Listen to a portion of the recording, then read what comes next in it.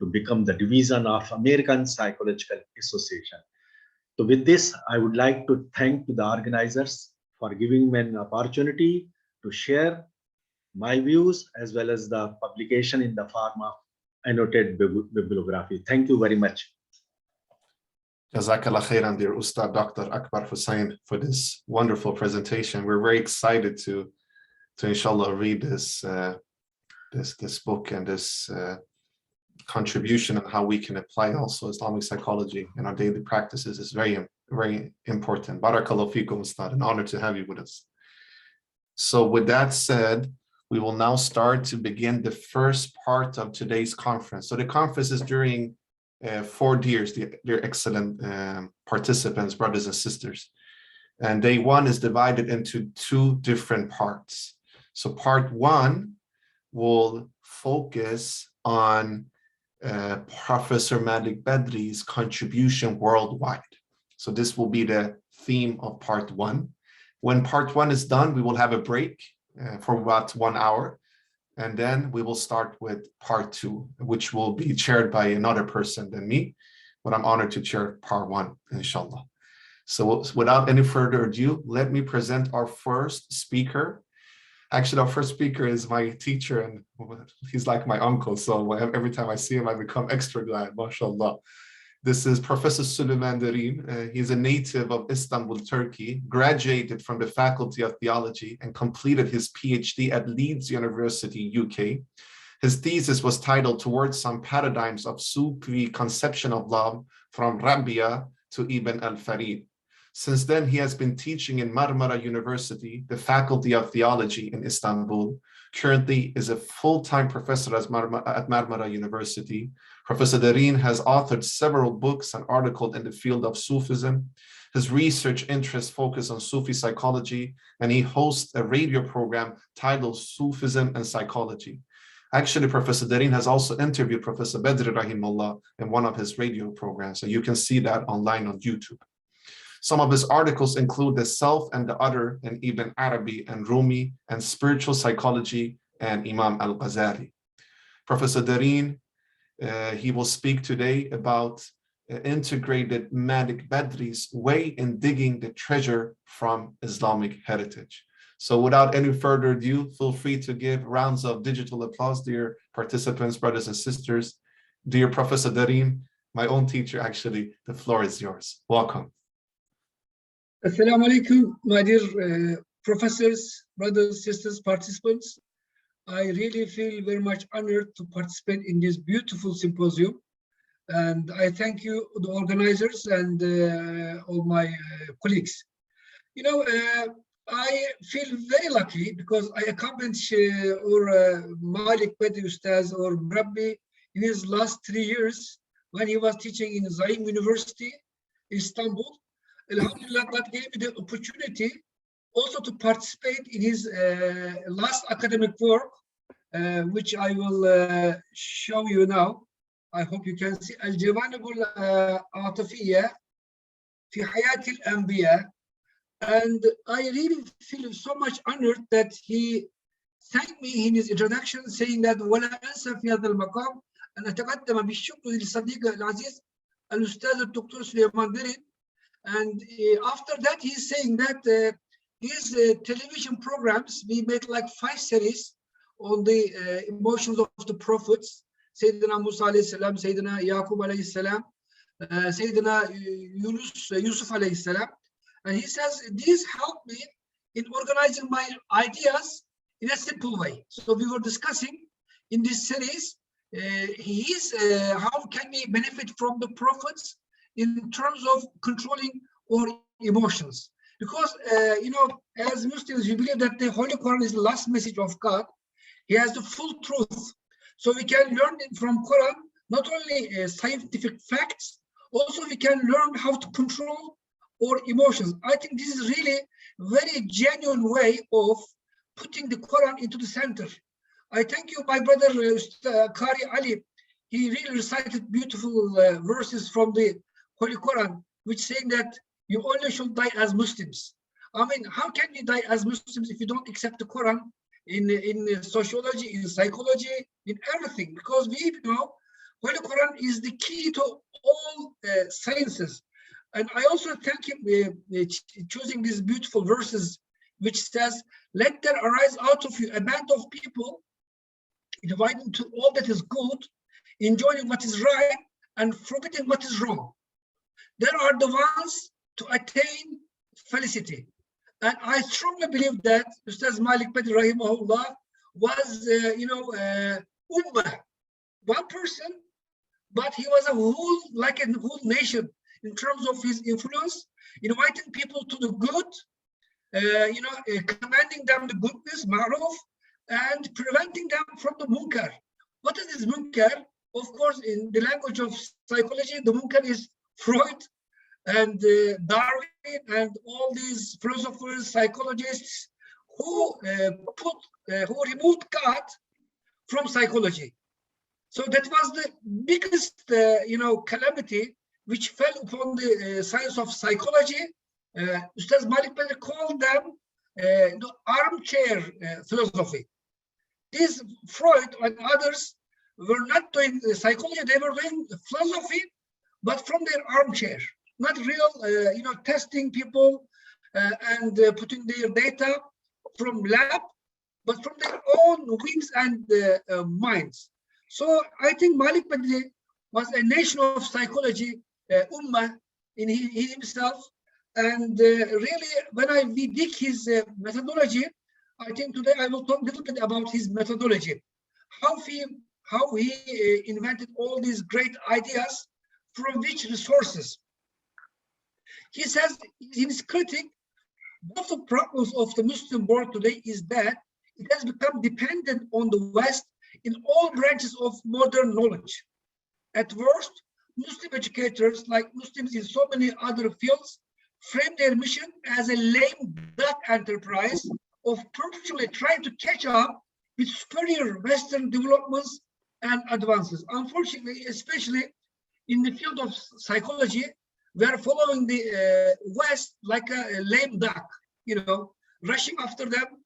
And really, we should be those who invent all these paradigms of therapies and, all these interesting things, because Ustaz Malik Badr Rahimahullah says, I realized that had the modern Muslim psychologists read into the works of Al-Ghazali, Al-Balakhi, Ibn Qayyim al-Jawzi, Ibn Sira, Al-Razi, and similar great scholars, they would have come up with these so-called modern technologies many years before Europe. They could have been the pioneers or teachers instead of being blind followers. So we, in his understanding, we should really carefully read or classical texts. Some of you might ask, the time is modern, we are in the year 2000 now, why should we go back and read the Quran, the Hadith, and the works of early Muslim scholars? I remind you the Hadith of the Prophet ﷺ,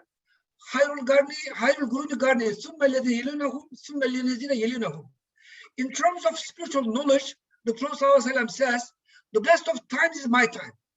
And after that, the following epoch or century, and after that, the following generations.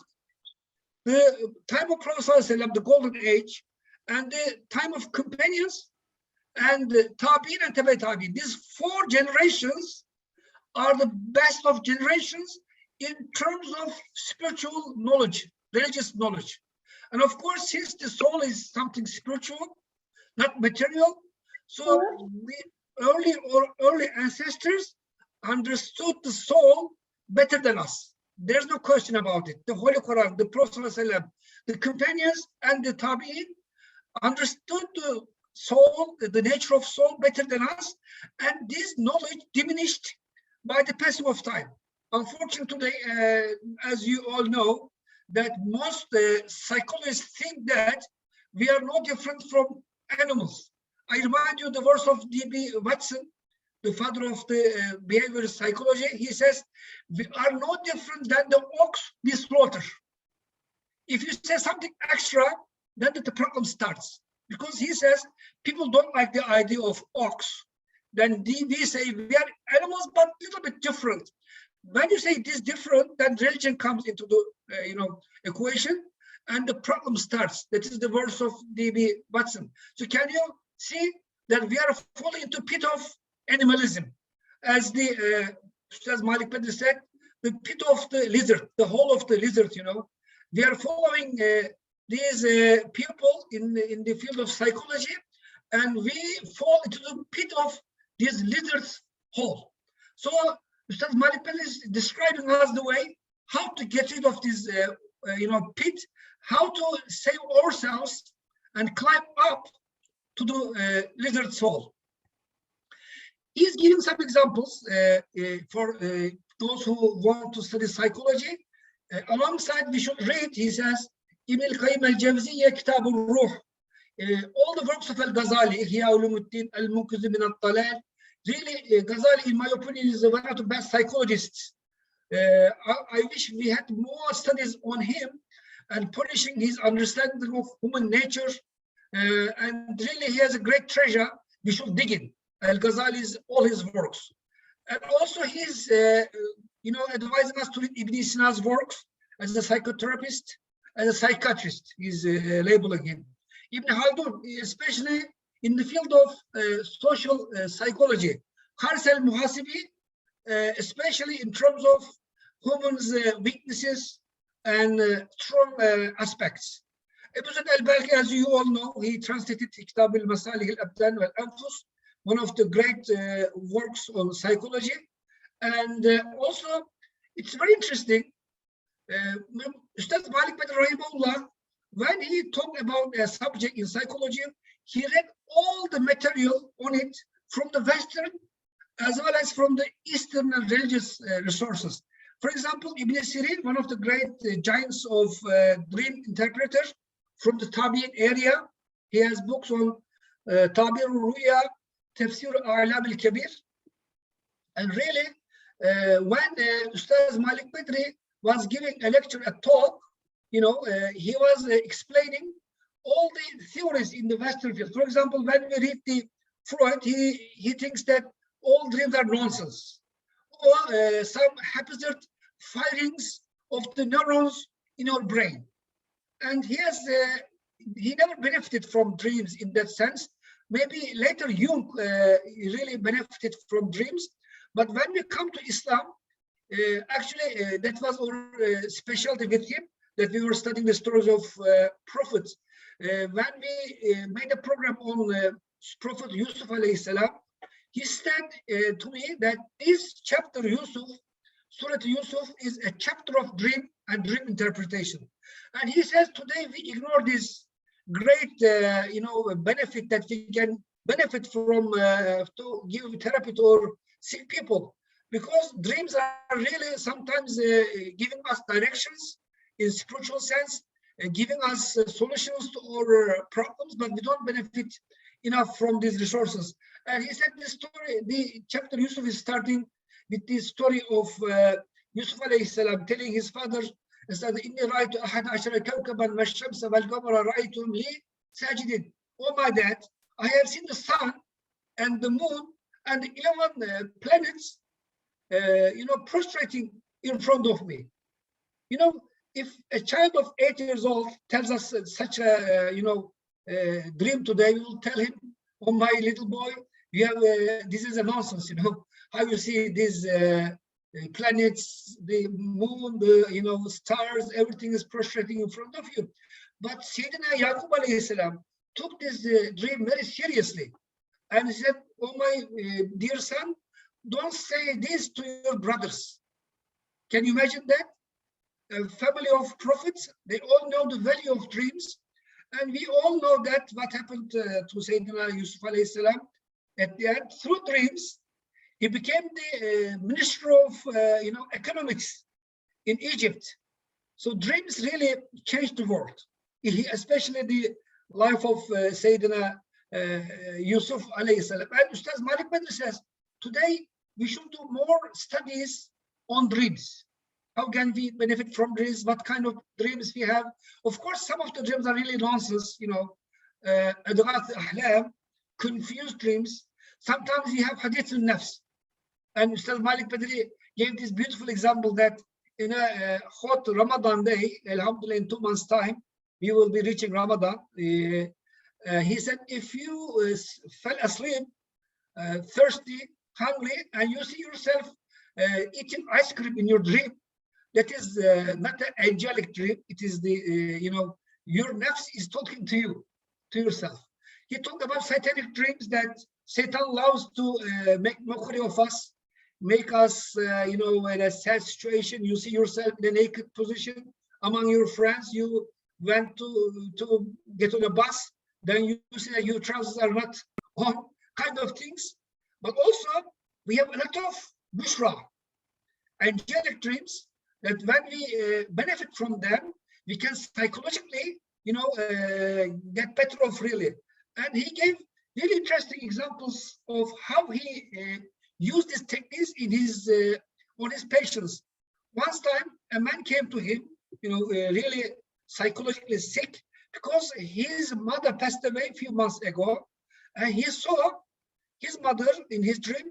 The mother said, oh my son, I love you, and your uncle will soon join me, and after that, you will also join me. The man didn't take the dream seriously, but in a few months, his uncle died. Can you imagine? Then the dream came true.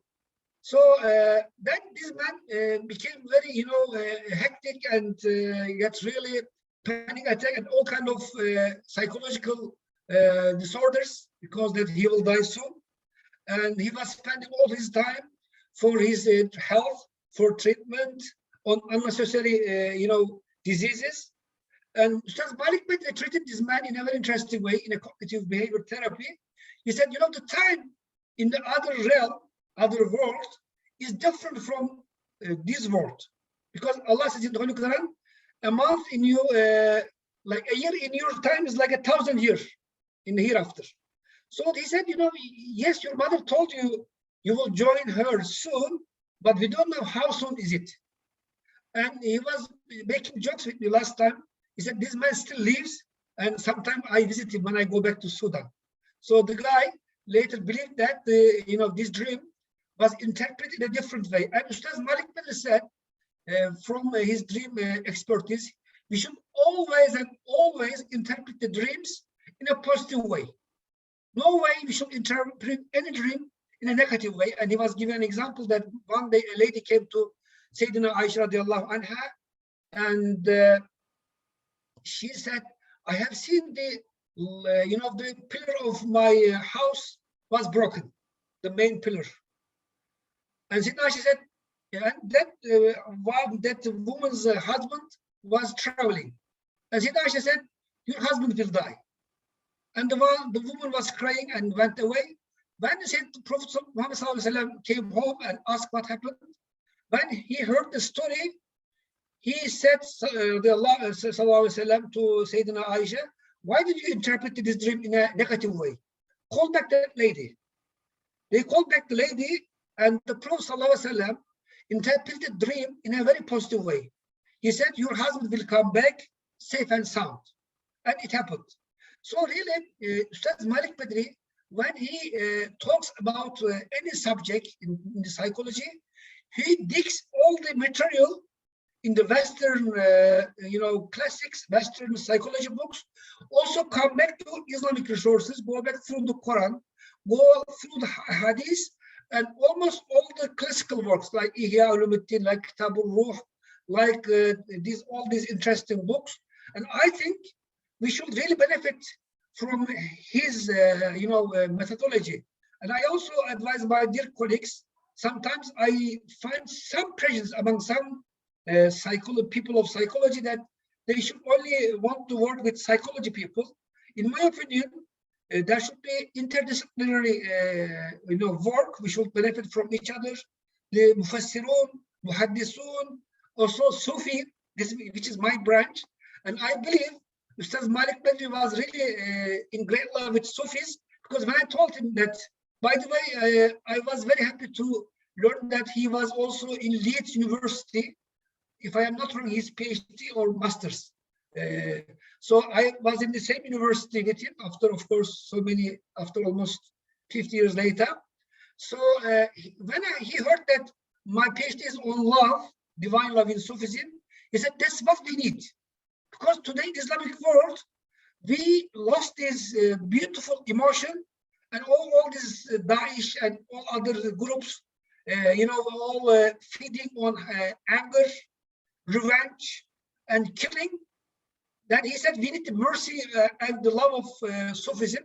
Therefore, there's another my special benefit from him. He was always giving one of the interesting examples from the Holy Quran, that the psychology of the Quran is that everything is gradual. Nothing happens at once and happens that way. And he was always giving the example of the banning of alcohol. Allah says in the Holy Quran, in them is great sin and yet some benefit for people. The wine has some sin, also benefit for people. But their sin is greater than the benefit.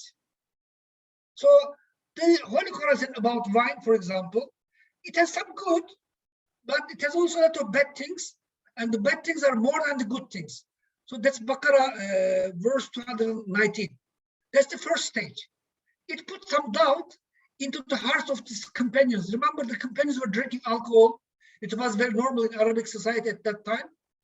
And the second verse came, "Oh, you believe, draw not near prayer when you are drunk, until you know the words you utter. Don't come close, don't come to the mosque when you're drunk." So some other Sahabi left. The first verse came, some of the Sahaba left drinking. When the second one came, some of them left drinking again, and some others started drinking after Isha, so they can be sober for the Fajr prayer. So it restricted the drinking time. And when the last verses came down, "All you who have believed, indeed intoxicants, gambling, sacrificing on stone altars to other than Allah, and divining arrows are but defilement from the work of shaitan. So avoid it that you may be successful." When this verse came, all the Sahaba, even they were drinking, the goblet was in their lips, they threw away the goblet. People stopped drinking. And actually, two other modern resources of Ustaz Malik Petri is one is Sayyid Muhammad Qutb, the martyr of Islam in Egypt. And I really compared his Islam, the misunderstood religion, because Ustaz Malik Petri says he, after counting all these classical works, among the modern scholars in his time, he benefited most from Sayyid Qutb, also Abu Ala al-Mawdudi. One is from Egypt, the other one is from India. So one is from the West, one is from the East. And really, I found the books of these two giants, these two great scholars, and I tried to compare the ideas of Ustaz Malik Petri, especially with those of Sayyid Qutb. And I really found a lot of interesting points. And also, I was amazed with the knowledge of Sayyid Qutb, because everyone knows him only as a mufassir, at least myself, to be modest. But he is a really giant critic of the Western philosophy, Western psychology. He is criticizing Freud, he's criticizing the Western philosophers. And I would like to share some of my findings with you now, inshallah. Let me share my screen with you. Just a moment. I should, I think, close down. Islam, the misunderstood religion. I want to share this with you later. Yes. Now you can see, actually, after I gave this example of Ustaz Malik Petri's gradual banning of alcohol, liquor, or wine in the Holy Quran, Sayyid Muhammad Qutb is giving the example of this great banning of alcohol in the United States.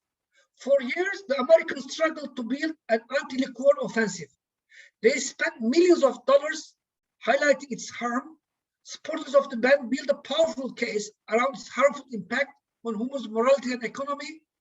lacing it with information from medical sciences, statistical data, and reason.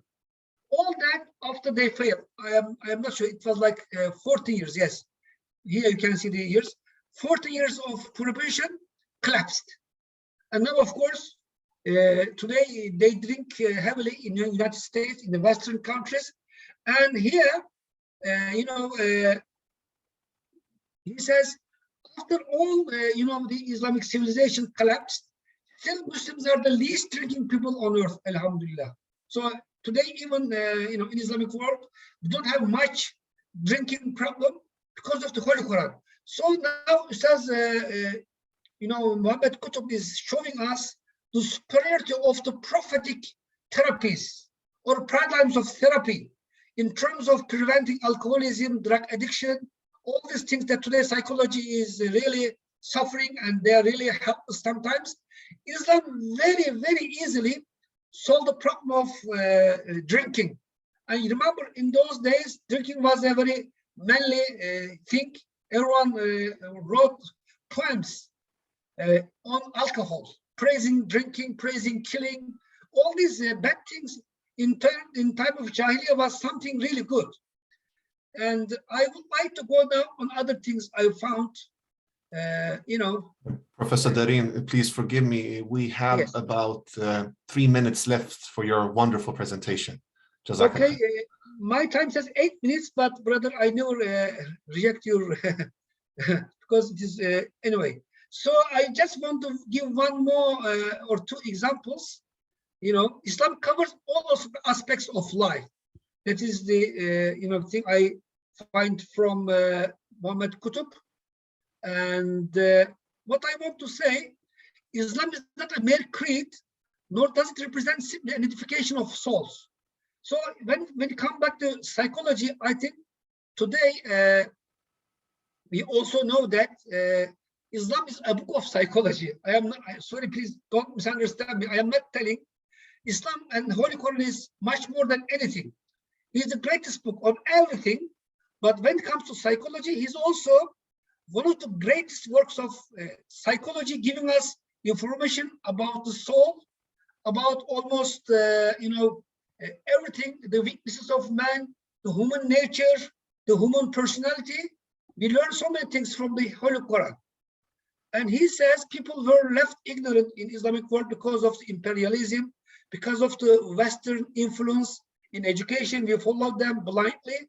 And now he said it's time to leave this lizard soul.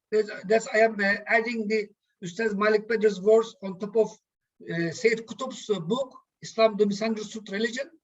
So we fell into this ignorance of following blindly the Western world in all aspects of life, especially in psychology. But now it is time to leave this hole and to invent our own and new paradigms to contribute to the science of psychology. The last thing I would like to say, Ustaz Malik Pedri never left studying the Western resources. He said, if anything truth in the Western resources it is Islamic. We can take anything, especially those things, depending in the serious researches, not ideological, philosophizing. We can always benefit from the West. So he never gave up studying the West, studying the Western psychology books, but he always said we should join these two sciences. And I would like to give his example. Some Muslim psychologists today, there's an old building, they paint it with the green paint, and this is Islamic. He says that's not Islamic. You just painted the old collapsing building with green color, which is the color of Islam, as accepted generally. He says, no, we should demolish this building and rebuild it, maybe using some of the structure, some of the pillars, some of the wood from this old building. We can use it, but we should build our new building depending on the Quran, on the Hadith, on the classical books, as well as the scientific facts in the Western academia, Western intelligentsia. We can benefit from all these resources, but in a very, after Islamicizing this knowledge. I thank you very much for giving me this time and space. Actually, I have so many examples from Sayyid Qutb's book, Islam the Misunderstood Religion. I hope I can share it later, inshallah, with all participants. I thank you very much for your listening, and hope to see you all in Turkey, inshallah. Thank you. Shukran, shukran. Jazakallah khairan, dear Professor Derin. Please, dear participants, feel free to give round of digital applause if you wish. That was an amazing presentation and an amazing speech, dear Professor Derin. Thank you so much. And I really appreciate that you mentioned, Professor Derin, that Professor Badri was actually open to also study other tradition and take what is applicable to the Islamic paradigm. And this is exactly what Al-Faruqi also speaks about in his works of Islamization of knowledge. So definitely we need to root ourselves in our Islamic psychology tradition, but also be open to see and really explore what is out there as well. So barakallahu feekum for mentioning this. It's an honor to have you with us, Professor Derin. Round of applause once more. And for all of you who want to listen to Professor Derin's conversation with Professor Malik Badri, rahimullah, feel free to write it on YouTube. You will find the beautiful conversation between them two and Professor Derin's program, and it's in English as well. Let's move on to next lecture, dear excellent brothers and sisters. I also want to just thank all of our volunteers today. Please, a round of applause to all the students. I think most of them are from Indonesia who are organizing together with